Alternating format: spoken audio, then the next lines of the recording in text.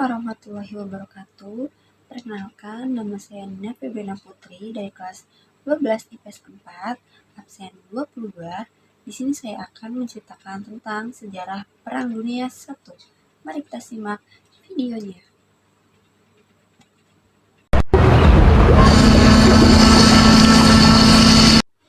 Tahun 1914, saat semua hal lagi berkembangnya, mulai dari teknologi, transportasi, pendidikan, hingga fashion, tidak ada satupun yang menyangka kalau pada masa yang dianggap indah itu akan ada kejadian besar yang terjadi, Perang Dunia Pertama. Perlu diketahui, pada masa tersebut, formasi kekuatan dunia tidak seperti sekarang, yang didominasi Amerika Serikat, Rusia, dan juga Cina. Pada masa tersebut, formasi kekuatan dunia dipegang oleh 4 kekuatan. Yang pertama, Kerajaan Austria-Hungaria. Yang kedua, Kekaisaran Ottoman. Yang ketiga, Kekaisaran Jerman. Dan yang keempat, Kekaisaran Rusia. Hubungan di antara keempatnya lumayan mudah dimengerti. Austria-Hungaria berkawan dengan Kekaisaran Ottoman. Dua kekuatan besar ini dipisahkan oleh negara-negara kecil yang memerdekakan diri dari keduanya seperti Serbia, Romania, Bulgaria, dan lain-lain. Semua negara kecil ini merdeka berkat bantuan dari Rusia yang jadi musuh dari Austria-Hungaria dan Ottoman.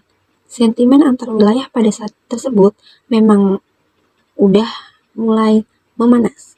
Namun, tidak ada satupun yang berani mengumumkan perang. Momen yang kemudian awal terjadi di wilayah Austria-Hungaria, tepatnya di Sarajevo. Di tempat ini, pangeran dari kerajaan Austria-Hungaria, yaitu Adolf Franz Ferdinand, melakukan kunjungan dengan istrinya. Mereka diserang menggunakan bom dari pasukan separatis yang tidak senang dengan sikap keluarga kerajaan. Untungnya sang pangeran selamat. Para pengawalnya lah yang menderita luka. Namun Franz Ferdinand ini tidak pulang, malah mengunjungi pengawalnya. Di mana saat dia pulang, Franz bertemu dengan separatis dan akhirnya ditembak hingga meninggal. Meninggalnya pangeran dari kerajaan Austria-Hungaria membuat mereka murka dan menuduh Serbia sebagai dalangnya. Setelah kejadian tersebut, kerajaan Austria-Hungaria membuka perang ke Serbia. Perang pun dimulai. Serbia berhasil bertahan dengan bantuan Kekaisaran Rusia. Kemudian Rusia yang berkawan dengan Prancis mendeklarasikan perang pada Austria-Hungaria dan juga Jerman. Kekaisaran Jerman yang pada saat itu memiliki kekuatan militer paling unggul punya strategi untuk menyerang Prancis. Setelah menang, baru Jerman menghantam Rusia. Strategi ini tidak berjalan dengan mulus. Jerman ternyata nggak bisa menembus pertahanan dari Prancis. Jerman membuat invasinya ke Belgia untuk memasuki Prancis. Strategi itu gagal juga. Hingga Britania Raya ikut dalam peperangan untuk membela Belgia. Rusia mulai menyerang Austria-Hungaria. Austria-Hungaria tidak berhasil mendapat invasi ke Serbia. Jerman memiliki akses memukul mundur Prancis. Jenderal Perang Prancis Joseph Joffre memberikan komando untuk melakukan serangan balik dan berhasil. Jerman memiliki strategi baru, yaitu menggunakan parit sebagai garis pertahanan. Hal ini dilakukan oleh Prancis. Peristiwa ini dikenal sebagai Perang Parit. Jadi, kedua belah pihak akan menempatkan diri di parit dan diantaranya ada sebuah zona yang disebut No Man's Land. Kedua belah pihak akan terus saling menembak. Tiap kali tembakan berhenti, akan ada pasukan serbu yang maju ke depan. Saat perang terus terjadi di Eropa, kerugian yang dialami oleh Jerman, Austria-Hungaria, Prancis, dan juga Rusia membuat gejolak di belahan dunia lain.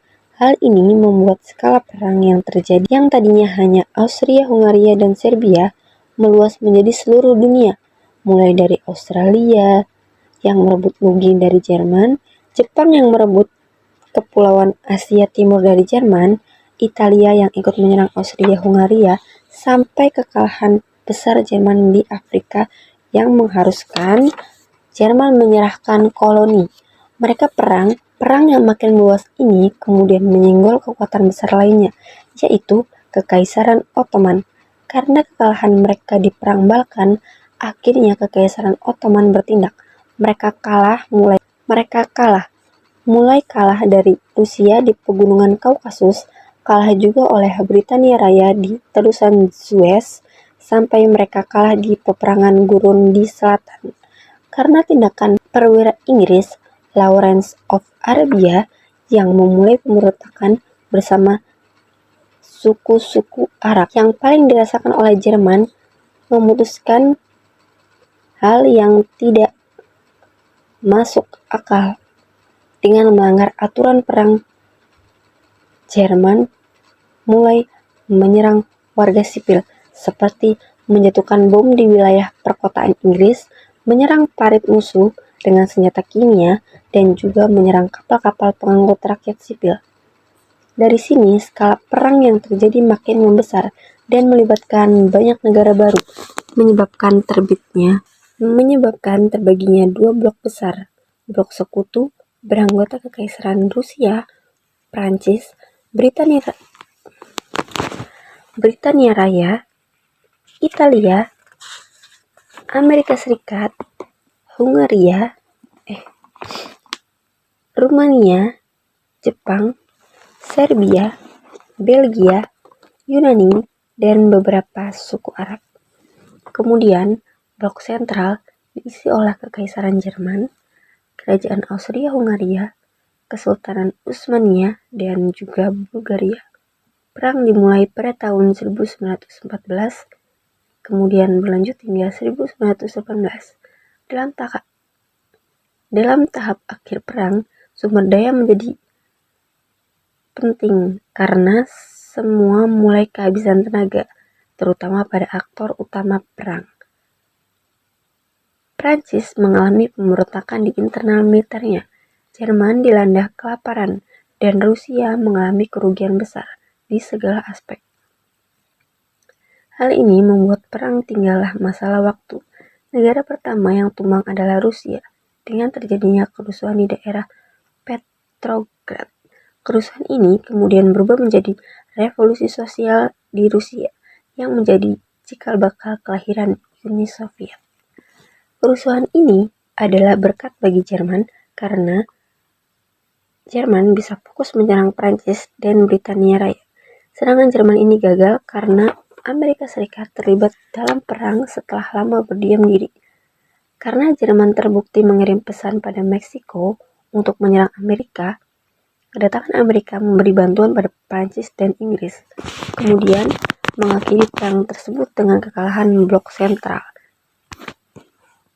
Dimulai dari Bulgaria, Kekaisaran Ottoman, Kerajaan Austria, kemudian Jerman. Akhirnya menyerah pada 11 November 1918. Perang ini menjadi noda besar bagi sejarah manusia. Korban yang jatuh mencapai 10 juta jiwa untuk pasukan sekutu dan 8 juta jiwa untuk blok sentral.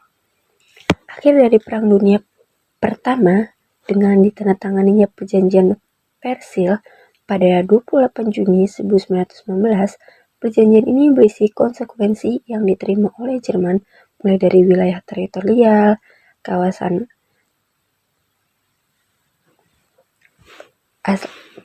Alsace-Lorraine menjadi milik Prancis. Kawasan ini berisi ladang batu bara yang akan dikelola Prancis selama 15 tahun. Kemudian, koridor penghubung Jerman dan Rusia Timur menjadi milik Polandia. Lalu, koloni Jerman diberikan pada Prancis dan Inggris. Selanjutnya, ada persoalan militer Jerman dibatasi hanya oleh memiliki 100.000 pasukan, 6 kapal perang, dan tidak boleh memiliki kapal selam serta tidak boleh mendirikan angkatan udara.